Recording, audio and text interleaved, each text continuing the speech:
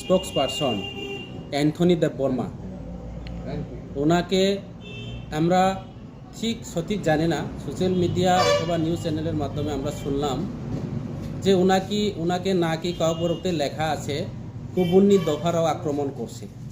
অর্থাৎ বিরোধী দলও হতে পারে, হয়তোবা ত্রিপুরা ছাড়া অন্যান্য সম্প্রদায় হতে পারে। এইভাবে একটা সারা ত্রিপুরা রাজ্যের মধ্যে একটা বার্তা সরছে যে পাহাড়ি বাঙালির মধ্যে, জাতি জনজাতিদের মধ্যে একটা সুরসুরি চলছে। তো আমরা খবর নিয়ে দেখলাম, অ্যাকচুয়ালি আমরা যতটুকু জানি অ্যান্থনি দেববর্মাকে কেউ আক্রমণ করেনি। উনি মদ্যপান করে এবং নিশি রাতে বাড়ি যাওয়ার উদ্দেশ্যে রওনা দেওয়ার পর উনি সেখানে ব্যক্তিগতভাবে বা অ্যাক্সিডেন্ট বা এখানে নিজে মানে হয় বা পরে যাওয়া, যার কারণে সেটাকে একটা অপপ্রচার করা, সেটা এই রাজ্যের মানুষ, জাতি জনজাতির অংশের মানুষ যাতে আমাদের মধ্যে বিভ্রান্ত না হয় সেই লক্ষ্য নিয়ে আমি আপনাদের সামনে আসছি।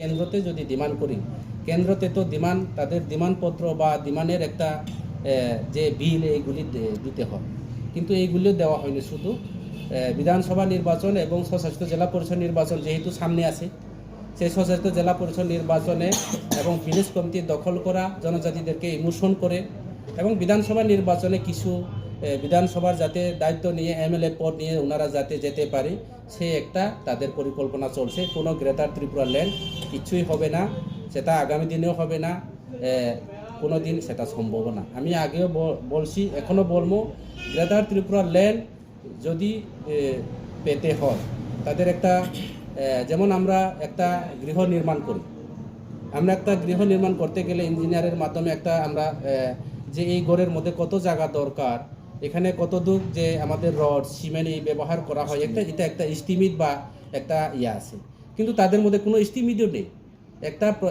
একটা গ্রেটার ত্রিপুরা ল্যান্ড মানে একটা পূর্ণ রাজ্য বা একটা সেপারেট স্টেট।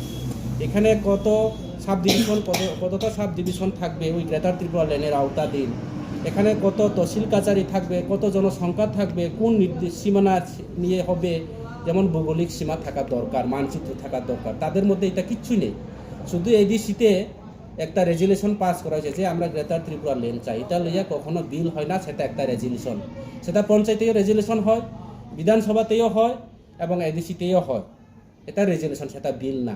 ওনারা বলে আমরা বিল পাস করেছি, সেটা বিল না, সেটা একটা রেজুলেশন। যেমন আমরা পঞ্চায়েত স্তরে যখন রেগার কাজ চলি, একটা পঞ্চায়েতের বা উন্নয়নের জন্য বা জিওট্রেক করা হয় বা রেজুলেশন পাস করার পরে এখানে বিডিওর কাছে বা ওই রেজুলেশন যায়, বিডিওর কাছে যাওয়ার পরে ইঞ্জিনিয়াররা গিয়ে এখানে যাতে এস্টিমেট করা হয়, তাদের কাছে এই এস্টিমেট পর্যন্ত নেই।